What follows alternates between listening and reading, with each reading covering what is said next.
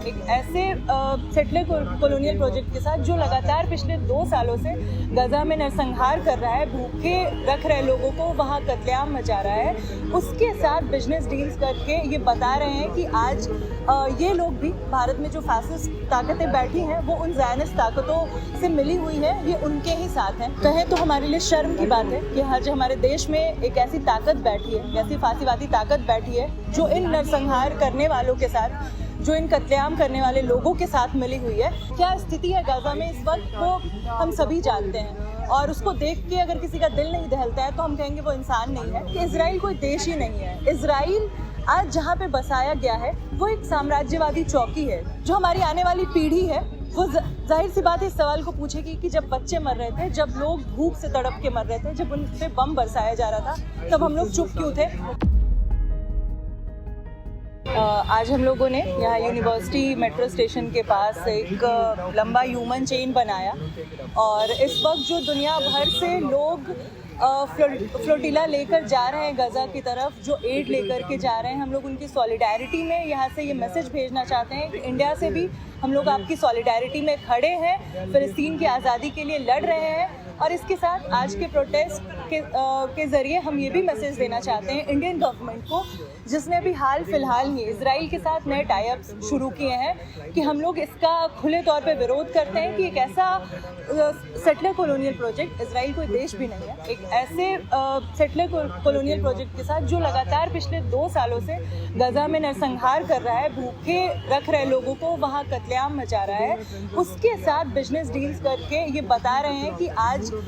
ये लोग भी भारत में जो फैसिस्ट ताकतें बैठी हैं वो उन ज़ायनिस्ट ताकतों से मिली हुई है, ये उनके ही साथ हैं। और उनके साथ लगातार जो साइबर सिक्योरिटी के लिए डील्स करना है, डिफेंस के सेक्टर में पूरा डील करना है, ये जो जारी रखे हुए हैं, हम इनकी मुखालफत करते हैं। और हम ये बताना चाहते हैं कि हम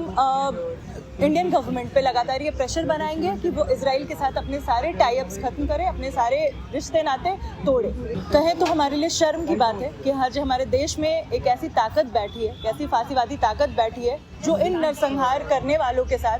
जो इन कत्लेआम करने वाले लोगों के साथ मिली हुई है। लेकिन इसके साथ हम लोग जो यहाँ मौजूद हैं और जो भारत की जनता है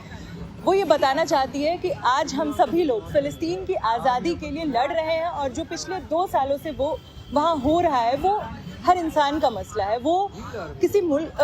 किसी धर्म का नहीं, किसी मुसलमानों और यहूदियों का झगड़ा नहीं है, बल्कि हर उस इंसाफ पसंद व्यक्ति की लड़ाई है जो आज इस भूखमरी के खिलाफ, जो इस कत्लेआम के खिलाफ, जिसका दिल कचोटता है, जो चाहता है कि ये ना हो, बच्चों को ना मारा जाए। जिस तरह वहाँ बमों से घरों को ढाया जा रहा है और उसके नीचे लोगों के जिंदा लोग, मतलब किसी का पैर नहीं है, किसी का हाथ नहीं है,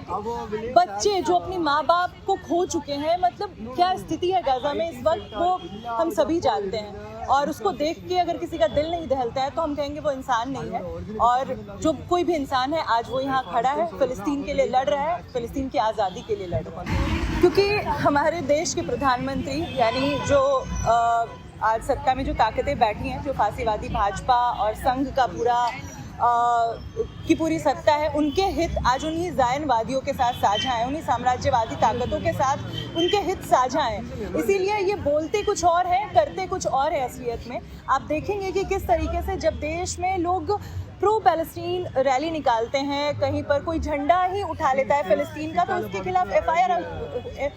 हो जाती है, उसके खिलाफ केस हो जाता है। हम लोग खुद जब इजरायली एम्बेसी पे पहुंचे, हम लोगों ने इजराइल को सैंक्शन करने की डिमांड करते हुए हम एम्बेसी पे पहुंचे थे, और आज की तरह ही बिल्कुल हम पीसफुल प्रोटेस्ट वहाँ पे ऑर्गेनाइज कर रहे थे, तब हमारे ऊपर एफआईआर हो गए। तो हम जानते हैं कि ये कहते कुछ और है और करते कुछ और है। असलियत में ये इन्हीं ज़ायनवादियों, इन्हीं साम्राज्यवादियों के साथ मिले हुए हैं और हमारी, यानी इस देश की जनता के दुश्मन है।